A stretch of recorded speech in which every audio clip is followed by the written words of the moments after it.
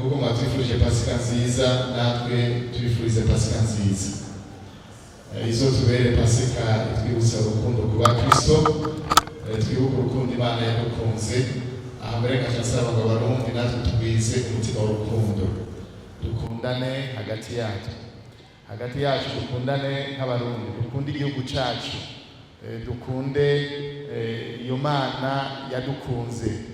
Hambavu yo gukundana by'ukuri, uyu mutima w'urukundo dusabe umutima mweranda awugwize mu mitima y'Abarundi, Abarundi dusubire gukundana nk'uko twakundana kera. Rero ino Pasika izotubere Pasika nziza, Pasika idusubiza kw'iragi ry'abasokuruza bacu, kuko basokuruza bacu bari bafise umutima w'urukundo, barakundana koko. Uno munsi umuntu ashobora kwibaza ngo mbega urukundo rwagiye hehe?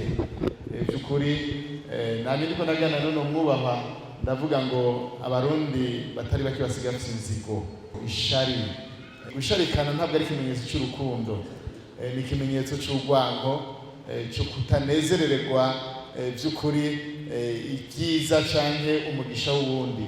Ibyo turabibona mu Barundi batari bake no munsi, ariko turifuza yuko ino Pasika yo Pasika nziza, Pasika itugarukana ku mutima w'urukundo. Kigira kabiri, n'indwi ihuriranye nuko twibuka nyene icubahiro Ntaryamira.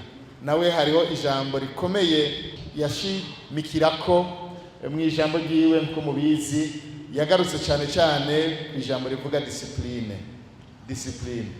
Rero nagomba by'ukuri twese dukoraniye hano mbwiye n'Abarundi bene wacu tugarukane discipline mu bisata byose.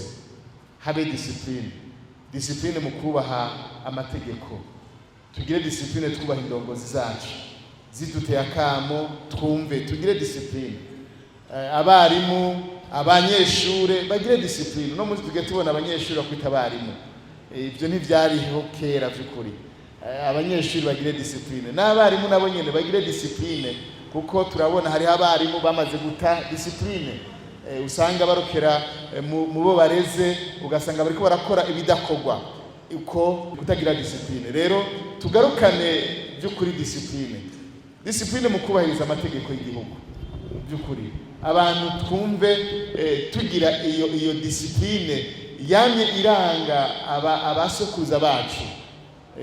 Tugire kubahana, twubahe inzego z'igihugu, twubaha abaturongoye, abana twubaha abavyeyi bacu, abavyeyi twubaha abana bacu, abakuze bubaha abakiri bato bubahe abakuze. Habe by'ukuri discipline, abaturongoye tububaha. Cyo ni cya kabiri cyuko nagomba gusaba ko Abarundi muri ino Pasika, ino misi turiko tugira twibuka na nyine icubahiro Ntaryamira, dusure kandi twibuke iryo ragi ryiwe ryo kugira discipline.